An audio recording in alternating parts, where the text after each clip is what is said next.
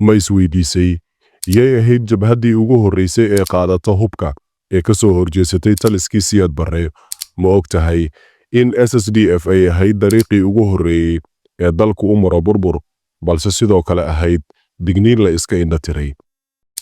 markii uu dhammaaday dagaalkii 1977 ilaa 1978 ee dhex maray Soomaaliya iyo Itoobiya, dad badan oo Soomaaliyeed waxa ay dareemeen niyad jab siyaasadeed. guuldaradii dagaalkaasina waxay dhabarjab ku noqotay niyad wanaaggii shacabka ee xukuumaddii militariga. isla waqtigaas, taliskii Maxamed Siyaad Barre waxa uu bilaabay inuu si ba'an u bartilmaameedsado saraakiishii uu uga shakiyey inay mucaaradka ku yihiin, gaar ahaan kuwii ka soo jeeday beelihii aan xukunka xoogga ku lahayn. kadib afgambigii dhacusoobay ee 1978 waxaa xabsi iyo toogasho la kulmay saraakiil badan, halka kuwa kale ay u baxsadeen Itoobiya. qaar ka mid ah saraakiishii baxsatay oo ay ka mid ahaayeen Korneyl Cabdulaahi Yuusuf Axmed iyo Korneyl Cabdulaahi Axmed Cirro iyo rag kale waxay bilaabeen abaabul jabhadeed.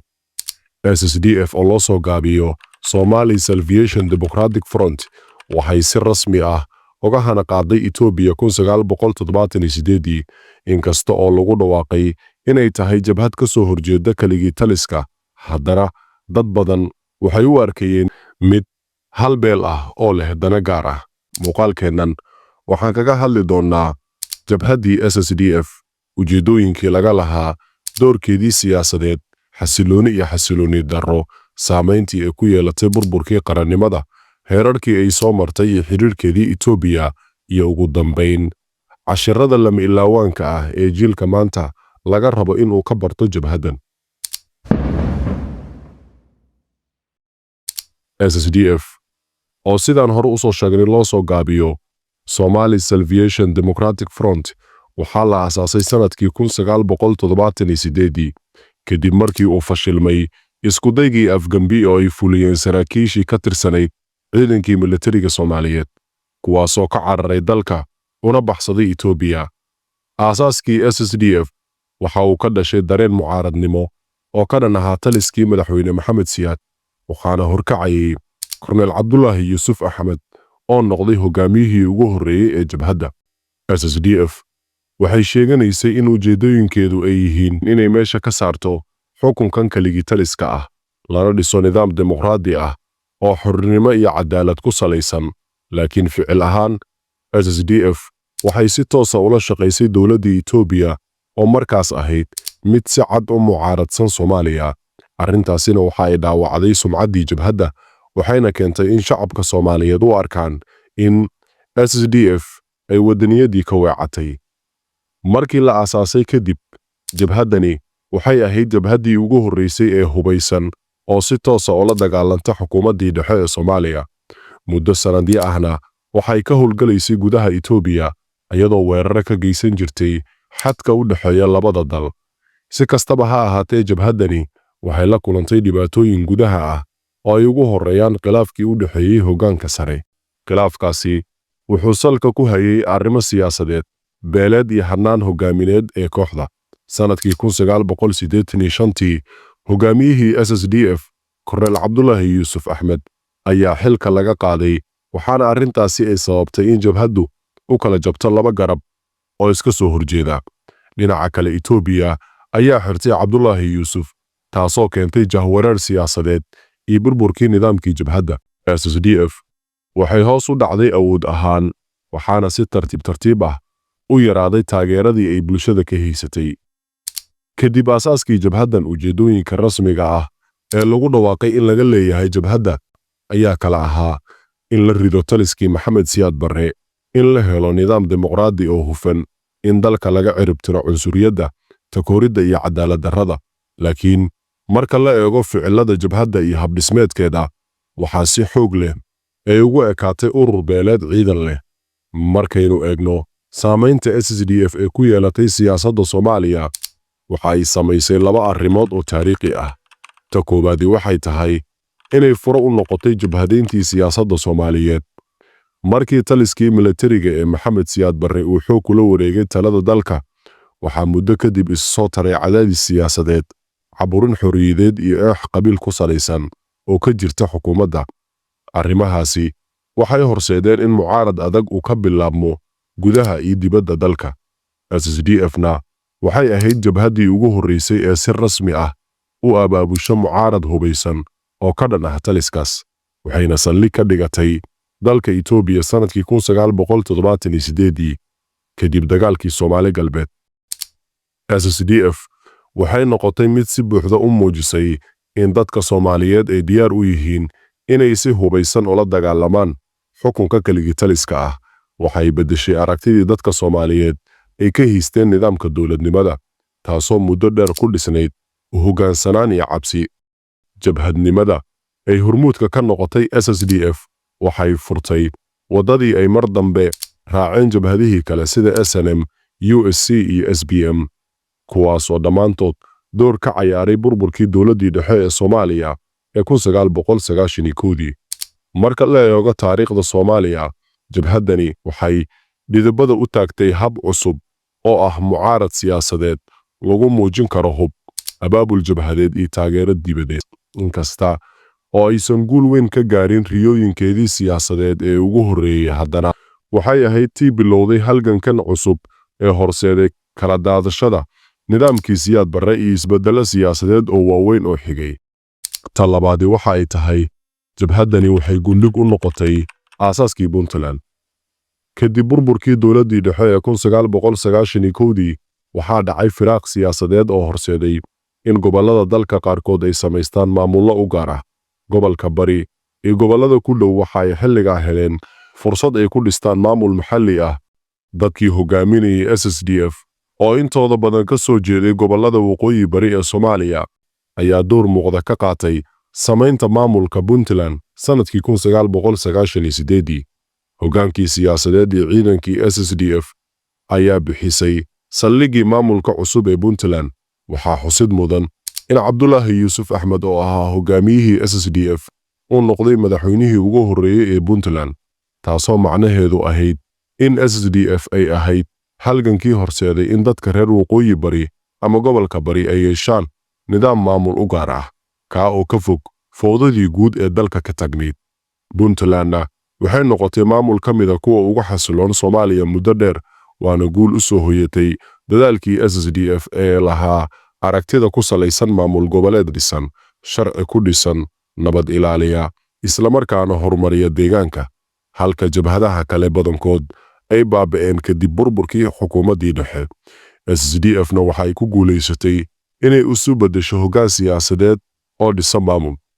Dad badan ayaa ku tilmaamay SSDF inay ahayd jabhad si geesinimo leh ugu kacday xukun kaligitalis ah oo dhib badan ku hayay shacabka Soomaaliyeed, halka qaar kalena ay u arkayeen inay ahayd furihii burburka iyo jebinta qaranka Soomaaliyeed. Haddaba, su'aasha muhiimka ayaa ah, SSDF ma ahayd fariin digniin ah oo la iska indha tiray mise waxay ahayd furihii burburka Soomaaliyeed? Si aan su'aashaasi uga jawaabno, aan si qoto dheer isula eegno ficilada SSDF iyo saamayntii ay ku yeelatay masiirkii qaranka. SSDF markii la aasaasay 1978 waxay sheegtay inay u taagan tahay in dalka laga badbaadiyo kaligitalisnimada, eexda iyo qabiilka ku salaysan, cadaalad darrada iyo xukunka xoogga ku dhisan. Waxay sheeganaysay inay rabto inay soo celiso nidaam dimuqraadi ah iyo in dadku ay dooran karaan madaxda ay rabaan. Laakiin marka la eego ficiladii ay ku dhaqaaqday jabhaddani si dhab ah uma aysan soo bandhigin wax barnaamij siyaasadeed ah oo cad, mana aysan helin taageero ballaaran oo ka baxsan beesha ay salka ku haysay. Waxaa lagu eedeeyey inay ku howlanayd dagaal beeleed halkii ay ka noqon lahayd dhaqdhaqaaq qaran oo mideeya shacabka Soomaaliyeed.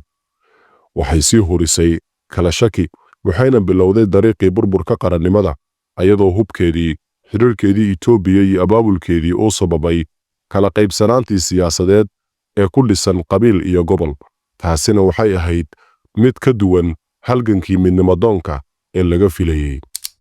Dhab ahaantii, SSDF waxay ahayd jabhaddii ugu horreysay ee jebisa xuduuddii midnimada Soomaaliyeed, ayadoo lagu eedeeyey inay horseeday dagaallo sokeeye, inay furtay faragelin shisheeye, iyo inay meesha ka saartay wadahadal siyaasadeed. Haddaba, inkastoo SSDF lagu dhaliilay qaladaad badan, haddana waxaa jirta dhanka kale wax la oran karo waxay ahayd fariin digniin ah oo ay ahayd in si dhab ah loo dhageysto. Jabhaddani waxay muujisay in dad badan aysan ku qanacsanayn nidaamkii Siyaad Barre. Waxay iftiimisay in cadaalad darro iyo keligii talisnimo aysan sii jiri karin muddo dheer. Waxay sidoo kale ahayd qayladhaan ku saabsan burburka nidaamka dowladeed ee dhexe oo si tartiib ah u dhacayay. Laakiin nasiib darro, halkii laga dhageysan lahaa waa la iska indha tiray. Hadalkii jabhaddana waxaa lagu bedelay xabado.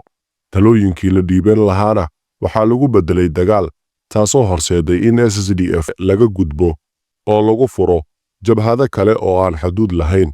Ugu dambaynna lagu burburiyo dowladnimadii Soomaaliyeed. Marka aynu ka soo tagno labada aragtiyadood, SSDF waxay taariikhda kaga tagtay raad muran badan leh.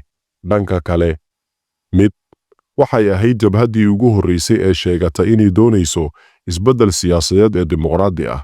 Laakiin dhanka kale, ficiladeeda qaar waxay u ekayd burbur, qabiil raadin iyo dagaal aan la saadaalin karin. Sidaa daraaddeed, SSDF waxay ahayd fariin digniin ah oo la iska indha tiray, taasoo markii dambe isu beddeshay furihii burburka. Taariikhda waxay inoo sheegaysaa in mar kasta oo ay bulshadu ka dhagarto xaalad cabsi leh oo mucaaradku sheegayo oo ay ka gaabiso isbeddelka dhisaya, ay suuragal tahay in xaaladdaasi u gudubto burbur aan la sixi karin. Inkasta oo jabhaddani lagu xusuusto jabhaddii ugu horreysay ee hubka qaadatay si ay uga hortimaado taliskii Siyaad Barre, saamaynteedii siyaasadeed iyo midda bulshaba labaduba waxa ay reebtay raad togan iyo mid taban. Jiilka maanta wuxuu fursad u leeyahay inuu dib u milicsado dhacdooyinkii hore si uu u qaato casharka dhaxalka leh, si aanay mustaqbalka dib ugu noqon wax la mid ah qaladaadkan hore loo galay. Haddaba, casharada aynu ka baran karno jabhaddan iyo jabhadaha kaleba waxaa ka mid ah: 1. In isbeddel kasta uu u baahan yahay aragti fog iyo qorshe midaysan. SSDF waxay sheeganaysay inay doonayso isbeddel siyaasadeed iyo dowladnimo cadaalad ku dhisan, laakiin waxaa ka maqnaa qorshe siyaasadeed oo mideeya shacabka ugana gudbaan caqabadaha qabiilka iyo gobolka. Isbeddelka la raadinayo ma noqon karo keliya mucaaradnimo iyo hub. Waxaa loo baahan yahay aragti cad, midnimo qaran iyo qorshe siyaasadeed oo lagu hagaajin karo ummadda. Hub la'aanta iyo maskaxda furan ayaa ah jidka saxda ee horumarka. Cashirka labaad aynu ka baran karno waxa uu yahay in mucaaradnimada lagu saleeyo wadaninimo, balse aysan noqon dariiq burbur. Jabhaddani waxay ahayd jabhad mucaarad ah, balse xiriirkii ay la yeelatay Itoobiya oo markaasi ahayd cadowgii koobaad ee Soomaaliya ayaa dhaawacay sumcaddii ay bulshada Soomaaliyeed ka haysatay, waxayna abuurtay dareen ah in mucaaradnimadu ay khatar gelin karto midnimada qaranka haddii aan laga fiirsan. Wadaninimada iyo dalka danihiisa waa inay ka horeeyaan danaha qabiilka iyo danaha shakhsiga ah. Mucaarad kasta oo maanta jirana waa inuu la yimaado hannaan mas'uuliyad leh, mid aan kala jebin dalka kana fogaada faragelinta shisheeye. Cashirka saddexaad aynu ka baranayno jabhaddani waxa uu yahay in jiil walba uu leeyahay mas'uuliyad ka dhan ah burburka. SSDF waxay ku dhalatay duruufo adag, waxayna si dadban uga digtay burburkii Soomaaliya, inkastoo iyadu ay qayb ka noqotay. Jiilka maantana wuxuu leeyahay fursad uu wax ka bedeli karo, laakiin waxa uu kaloo leeyahay mas'uuliyad aan la iska indha tiri karin. Haddii aad ka mid tahay jiilka maanta, ogow in dalku u baahan yahay inaad barato taariikhda, fahanto sababaha burburka, kuna dadaasho in la dhiso mustaqbal ka wanaagsan kan hadda. Taariikhda waxaa laga dhexlaa casharro, waana lama huraan inay noqoto tan wax lagu dhiso oo aanay noqon keliya mid laga dhaxlo xasuus iyo murugo. Ugu dambayn, taariikhda SSDF waxay ahayd sheeko muran badan dhalisay, waxaana laga dhaxlay guulo iyo qaladaad, laakiin waxa ugu weyn ee laga dhaxli karo waa casharro. Cashirkuna waxa uu jiilka maanta u baahan yahay inuu fahmo, la falgalo, una adeegsado sidii uu u noqon lahaa jiil lisa oo aan dumin, mideeya oo aan kala qaybin.